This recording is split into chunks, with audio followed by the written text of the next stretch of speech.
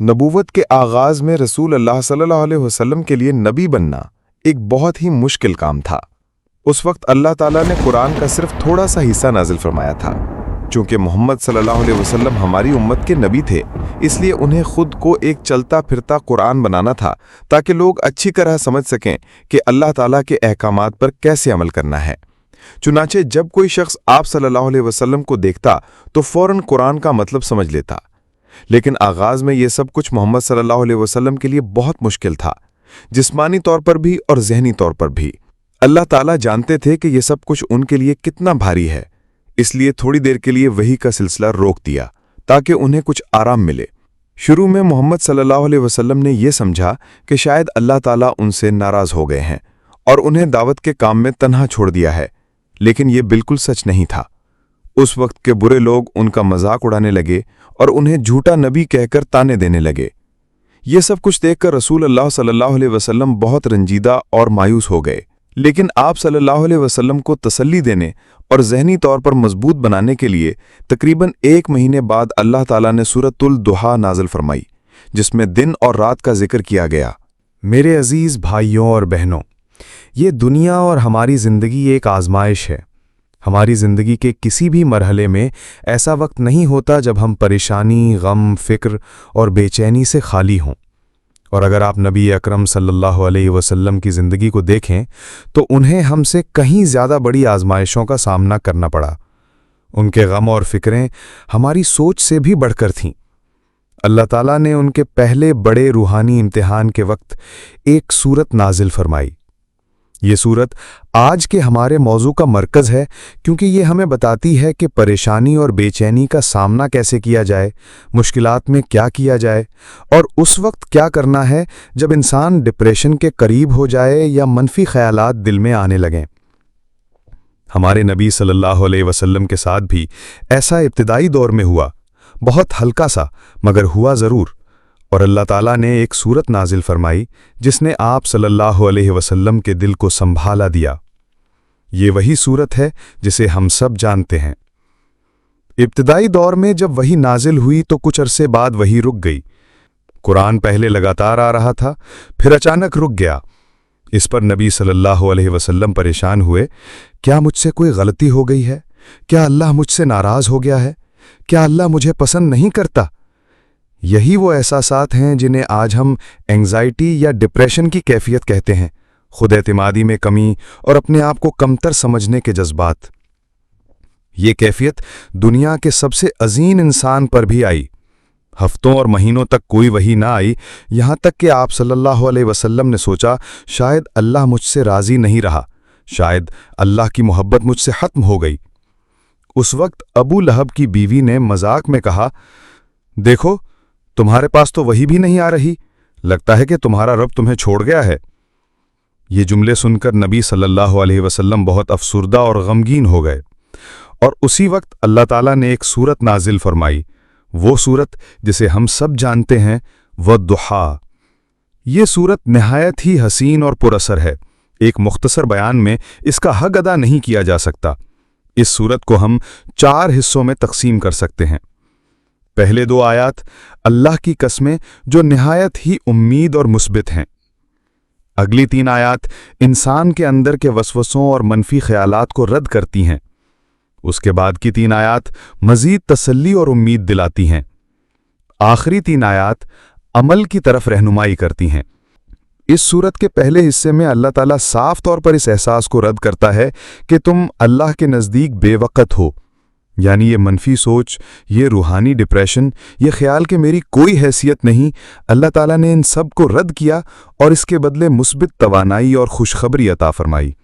دوسری 3 آیات میں اللہ تعالیٰ انسان کے اس احساس کو رد کرتا ہے کہ میں معاشرے میں کسی کام کا نہیں، میں بدقسمت ہوں، میری تقدیر میرے خلاف ہے۔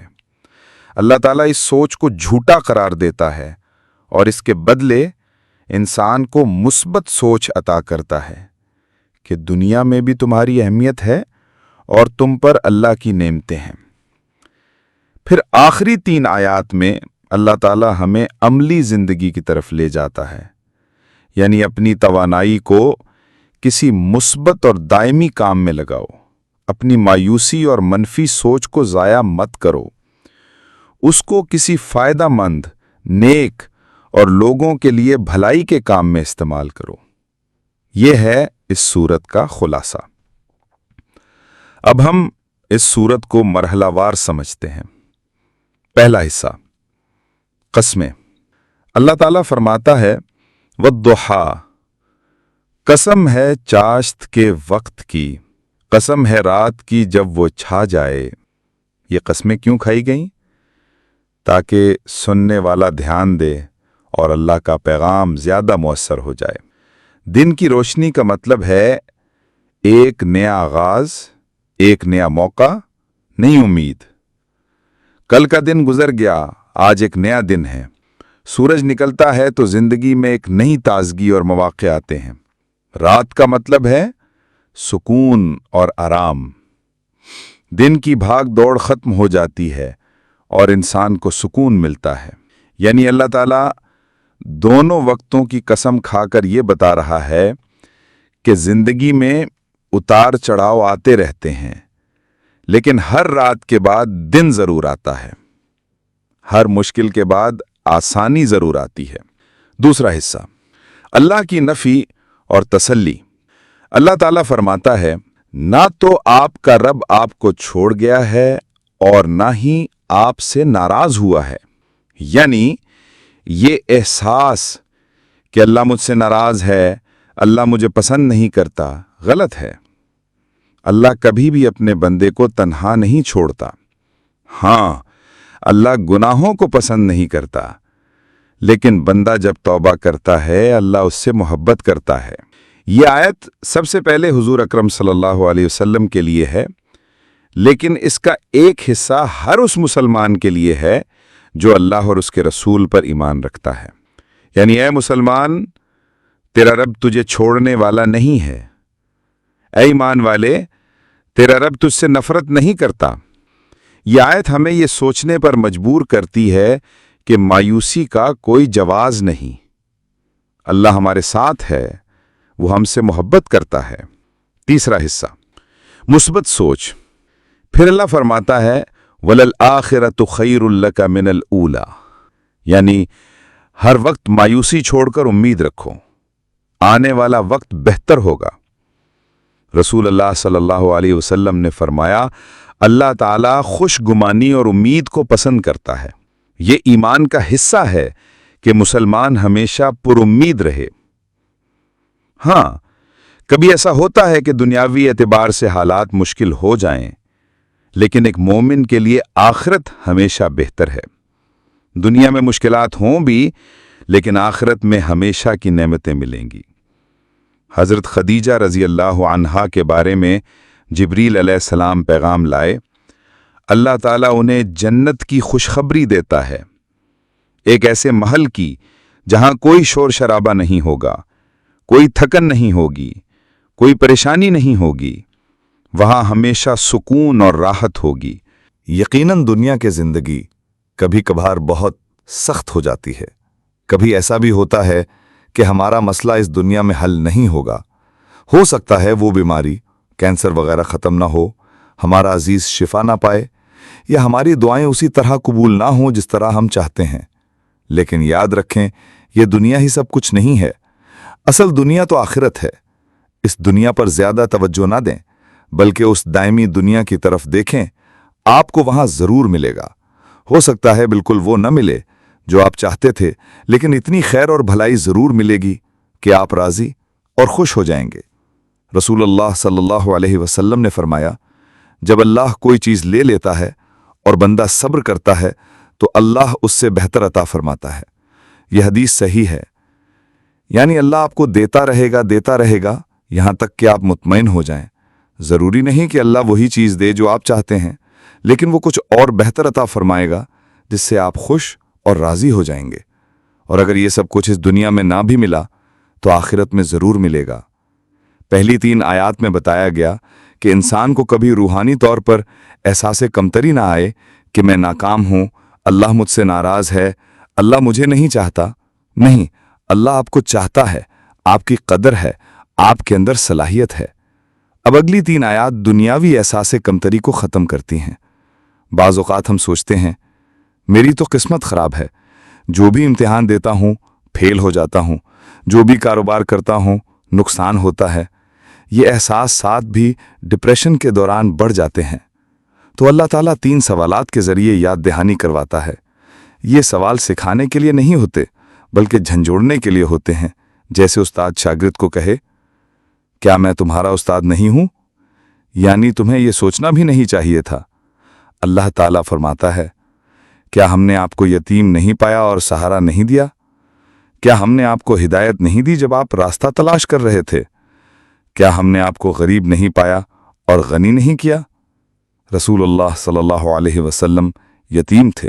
والد کا سایہ پیدائش سے پہلے ختم ہو گیا، پھر والدہ بھی فوت ہو گئیں، پھر دادا بھی چلے گئے، لیکن ہر مرحلے پر اللہ نے سہارا دیا، کبھی والدہ، کبھی دادا، کبھی چچا۔ پھر آپ صلی اللہ علیہ وسلم ہدایت کے متلاشی تھے، اللہ نے قرآن اور وحی کے ذریعے ہدایت عطا فرمائی۔ پھر آپ صلی اللہ علیہ وسلم کے پاس مال نہیں تھا، والدین کچھ نہیں چھوڑ کر گئے تھے، لیکن اللہ نے آپ کو حضرت خدیجہ رضی اللہ عنہا جیسی بیوی عطا فرمائی، جن کا مال بھی آپ صلی اللہ علیہ وسلم کے لیے ذریعہ بنا اور ایک خوشحال اور پرسکون گھر دیا۔ یعنی پیغام یہ ہے کہ اگر کبھی دنیاوی ناکامی یا محرومی کا احساس ہو تو اپنے ماضی کی نعمتوں کو یاد کرو۔ شیطان آپ کو صرف ناکامی دکھاتا ہے، لیکن اللہ کہتا ہے اپنی کامیابیاں، اپنی نعمتیں دیکھو۔ رسول اللہ صلی اللہ علیہ وسلم نے فرمایا جب کوئی شخص کسی کو دیکھے جس کے پاس وہ چیز ہے جو اس کے پاس نہیں، تو اس کی طرف نہ دیکھے بلکہ ایسے شخص کو دیکھے جس کے پاس وہ بھی نہیں جو تمہارے پاس ہے۔ یعنی اپنی زندگی میں مثبت پہلو دیکھو۔ اگر محل نہیں ہے تو کم از کم چھت تو ہے، اگر لاکھوں کا مال نہیں تو صحت تو ہے، اگر دولت نہیں تو پیار کرنے والا گھرانہ ہے۔ پھر آخری 3 آیات میں اللہ ہمیں عمل کی طرف بلاتا ہے۔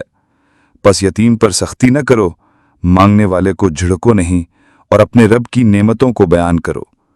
یعنی اپنی توانائی کو مثبت راستے میں استعمال کرو۔ اگر دل سخت ہو گیا ہے یا زندگی بے مقصد لگ رہی ہے تو یتیم کے سر پر ہاتھ رکھو، غریب کو کھانا کھلاؤ، کسی کو خوش کر دو۔ رسول اللہ صلی اللہ علیہ وسلم کے پاس ایک شخص آیا اور کہا یا رسول اللہ میرا دل سخت ہو گیا ہے، اللہ کا ذکر دل پر اثر نہیں کرتا۔ آپ نے فرمایا جا کر کسی یتیم کا سر سہلا اور کسی مسکین کو کھانا کھلا۔ کیا ہی خوبصورت نصیحت ہے۔ یعنی اللہ کے قریب آنے کے لیے بڑے بڑے اعمال کی ضرورت نہیں، کبھی ایک مسکین کو مسکرا کر دیکھ لینا، کسی کو پیار سے ایک لفظ کہہ دینا، ایک یتیم کو محبت دینا، یہ بھی صدقہ ہے۔ ہمارے نبی صلی اللہ علیہ وسلم نے فرمایا یتیم کے سر پر ہاتھ پھیرو بغیر کسی قیمت کے، ان لوگوں کو محبت دو جنہیں محبت کی ضرورت ہے، کیونکہ جب انسان ڈپریشن میں ہوتا ہے، مشکلات میں گھرا ہوتا ہے تو زندگی واقعی مشکل لگتی ہے۔